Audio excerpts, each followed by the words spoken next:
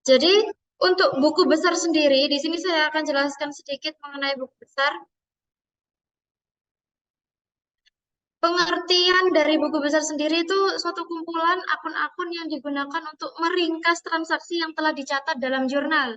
Seperti tadi ada kas, piutang, pembelian, dan lain sebagainya. Ya.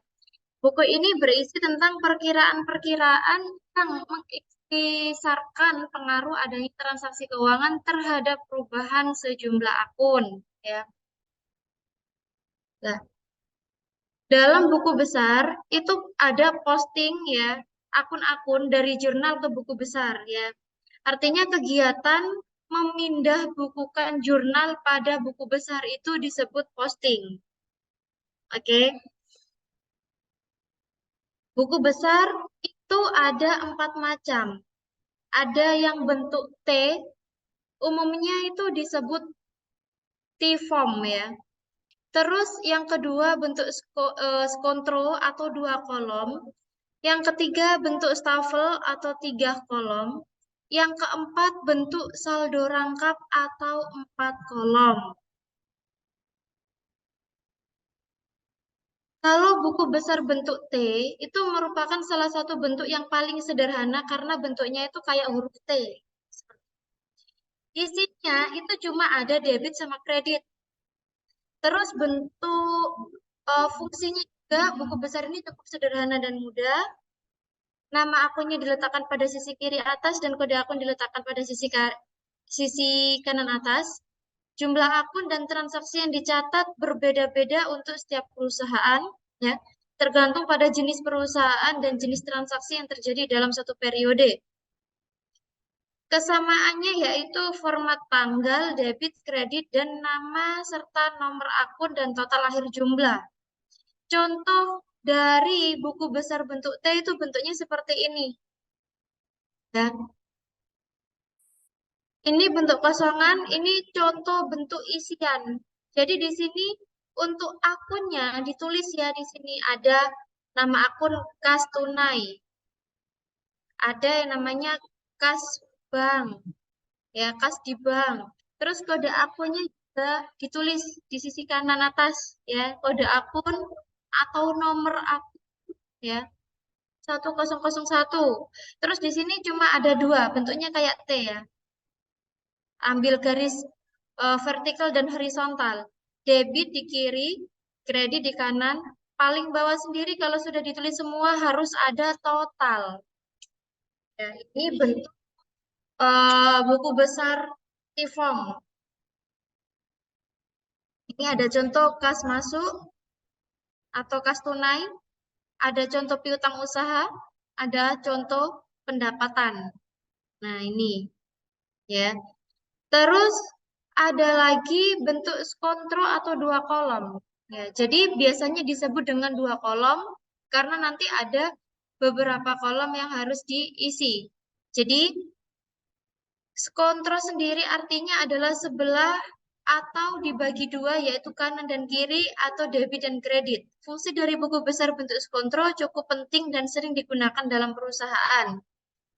Kontrol adalah merupakan salah satu bentuk buku besar akuntansi perusahaan yang cukup mudah namun tetap detail dalam setiap catatan transaksi dan nominalnya. Contohnya seperti apa? Seperti ini. Jadi, buku besar bentuk skontro ada 2 kolom. Di sini nama akun tetap ada di atas ya. Nomor akun atau kode akun ada di atas sebelah kanan. Terus di sini ada tanggal, keterangan, ref, debit. Sebelahnya tanggal, keterangan, ref, kredit. Biasanya gitu.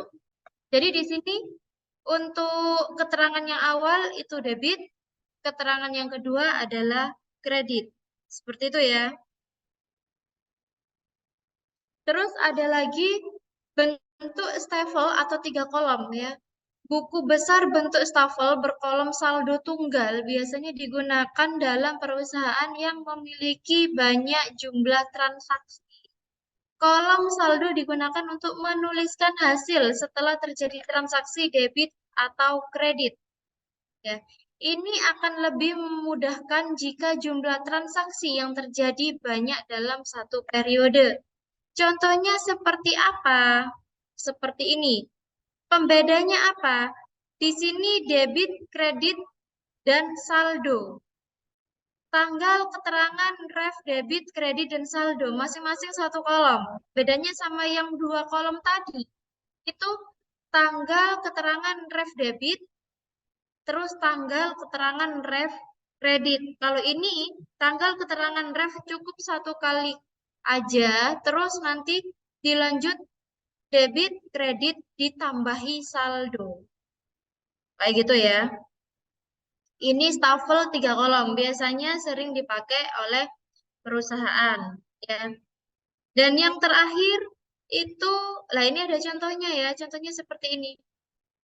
Tetap dikelompokkan tiap jenis akun, ya.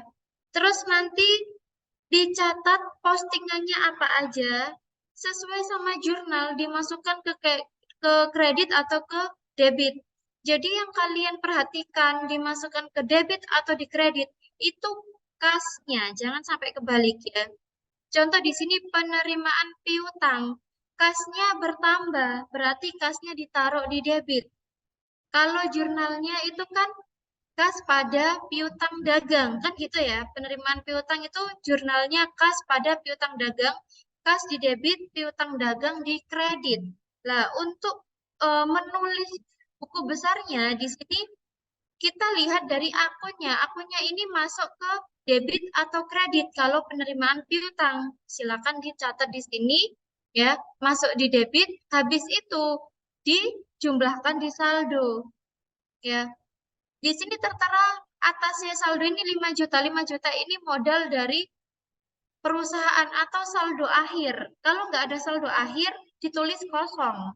Ya, tapi kalau ada saldo akhir, di situ tertera saldo akhir 5 juta, silakan dicatat di buku besar 5 juta. Nanti tinggal dijumlahkan. Dari saldo akhir, dijumlahkan sama debit, ya, totalnya 9 juta. Dari 9 juta, untuk postingan kedua, pelunasan biaya peralatan kantor itu ada di kredit 1.500.000. Berarti 9 juta dikurangi 1.500.000, hasilnya adalah 7.500.000. Begitu seterusnya ya. Terus di sini ada penerimaan piutang, penambahan kas tunai 3.500.000.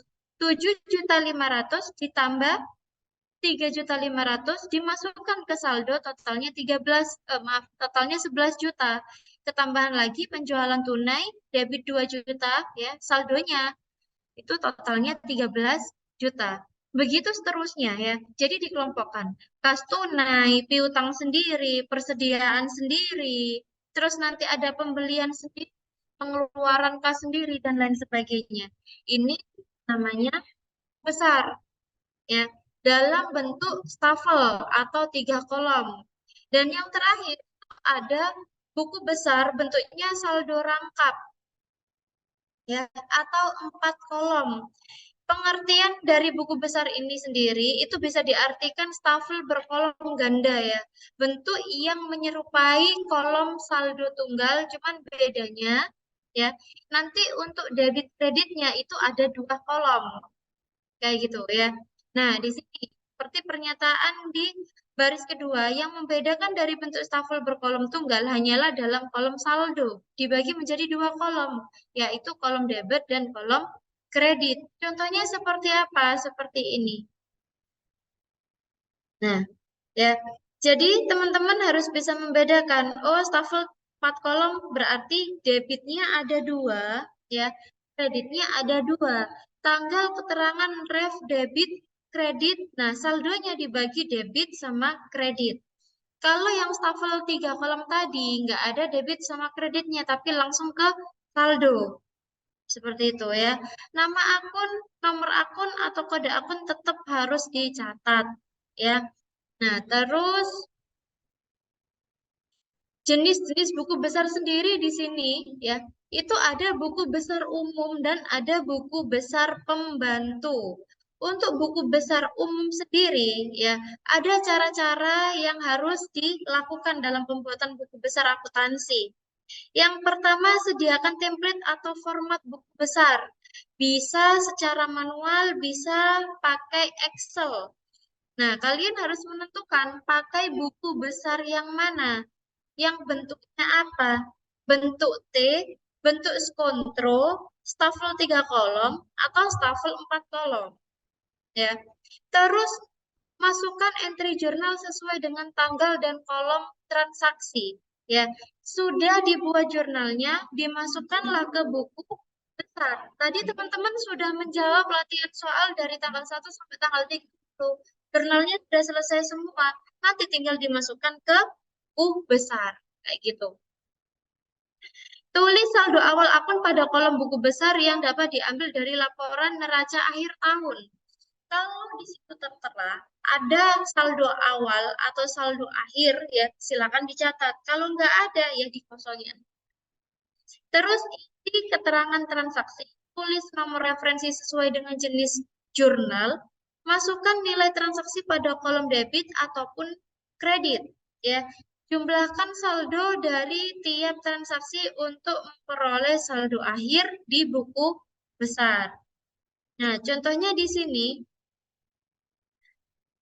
ada contoh kasus ya, atau beberapa transaksi di bengkel mobil Cahaya Hari yang didirikan oleh Tuan Hari. Berikut ini adalah rincian kegiatan transaksi pada bulan Februari, diantaranya tanggal bulan Februari 2020, tanggal 1 sampai tanggal 28. Ya. Di situ Tuan Hari tanggal 1 transaksi tanggal 1 Tuan Hari menanamkan uangnya sebagai modal di perusahaan sebesar 35 juta. Terus tanggal 2 menerima kredit dari bank sebesar 90 juta. Tanggal 4 membeli peralatan bengkel sebesar 75 juta secara tunai. Tanggal 5 perusahaan membayar kontrak sewa bengkel 3.000 untuk 1 tahun. Tanggal 7 membeli perlengkapan dari Jaya Sakti secara tunai sebesar 1.400.000 dan seterusnya. Jurnal umum bengkel Cahaya Hari Februari. Tadi tanggal 1 ya. Kita cek lagi, Tuan Hari menanam uangnya sebagai modal di perusahaan sebesar 35. Berarti untuk jurnalnya kas pada modal sebesar 35 juta. Terus transaksi nomor 2, tanggal 2, menerima kredit dari bank sebesar 90 juta. Ya. Jurnalnya kas pada utang bank. Transaksi tanggal 4 membeli peralatan bengkel sebesar 75 juta secara tunai. Jurnalnya peralatan pada kas. Tanggal 5 perusahaan membayar kontrak sewa bengkel 3 juta untuk 1 tahun. Jurnalnya sewa dibayar di muka pada kas, ya. Dan begitu seterusnya. Nah, dalam bentuk buku besarnya seperti apa? Seperti ini. Dari tanggal 1 sampai tanggal 28, di sini untuk nama akun kas ada 1, 2, 3, 4, 5, 6, 7, 8, 9. Ada 9 postingan. Ada 9 posting. Kita cek ya. Di posting tanggal 1 itu setoran modal Tuan Hari masuk di debit ya. Karena untuk jurnalnya sendiri kas ya, kas ini masuk di debit ya. Modalnya masuk di kredit. Sehingga buku besarnya untuk nama akun kas setoran modal Tuan Hari masuk di debit. Jangan sampai kebalik. Kita mengikuti nama akunnya, bukan mengikuti postingnya. Posting ini hanya keterangannya saja. Nah, kalau ini sudah masuk ke debit, berarti nanti saldonya juga masuk ke debit. Kalau saldonya, kalau di sini keterangannya itu dari awal sudah masuk ke kredit, ya, tanpa ada saldo sebelumnya, silakan nanti untuk saldo akhir juga dimasukkan di kredit. Seperti itu ya. Terus di sini juga ada nama akun peralatan. Cuma hanya ada di transaksi 4 Februari pembelian peralatan secara debit ya. Nah, terus di sini juga saldonya debit. Terus ada lagi di sini akumulasi penyusutan bulan Februari, di sini tanggal 28 Februari penyusutan. Ada pengurangan berarti dimasukkan di kredit sebesar 1.900.000, maka saldo akhirnya juga 1.900.000. Sewa gedung dibayar di muka, pembayaran sewa 1 tahun di debit, berarti saldonya juga masuk di debit. Terus utang dagang, pembelian perlengkapan ya, masuk di kredit karena pembeliannya secara kredit ya. Maka saldonya juga masuk ke kredit. Seperti itu. Nah, ini juga. Terus beban macam-macam ya. Ada pada tanggal 26 Februari. Terus beban perlengkapan penggunaan beban tanggal 23 Februari. Debit 3.500.000, saldo di debit 3.500.000. Pendapatan jasa bengkel, keterangannya penerimaan pendapatan jasa bengkel ya. Tanggal 20 Februari ditaruh di kredit 52 juta, saldo akhir juga di kredit 52 juta. Beban gaji Februari di debit 6.750, saldo akhir juga 6.750. Jadi ini kalau dalam akun, misal nih, akun kas ya, kas kadang ditaruh di debit, kadang ditaruh di kredit. Memang kebanyakan mayoritas untuk buku besar pasti kebanyakan di kas. Kalau yang lain-lain cuma 1, 2 kayak gitu. Kalau kas mesti banyak. Nah, kalau kasnya itu di debit, maka kita letakkan di, kalau kas itu di kredit, maka kita letakkan di kredit. Contohnya untuk penulis di saldo, ya, penulisan di saldo, ini setoran modal tuan hari 35 juta, saldo di debit 35 juta. Terus tanggal 2 pencairan kredit bank sebesar 90 juta, maka saldonya ini akan bertambah ya. 90 juta ditambah 35 juta, maka jadi 125 juta.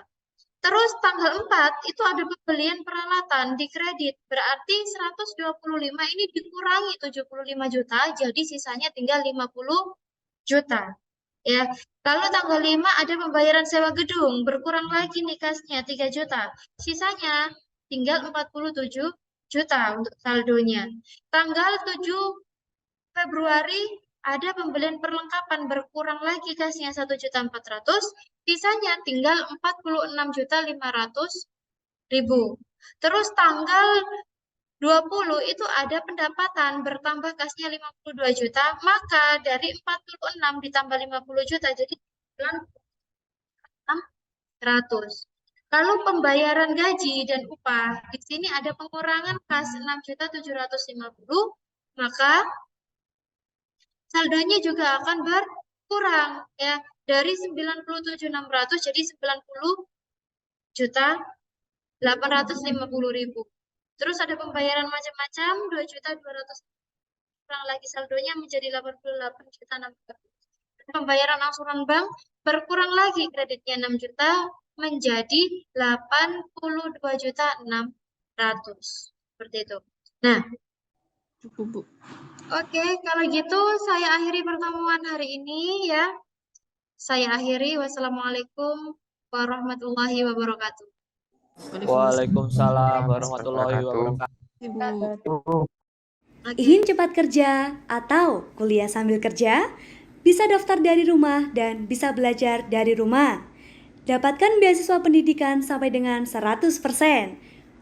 Hubungi via WhatsApp 0821 4114 6488 atau sosial media kami, Instagram, Facebook, maupun website.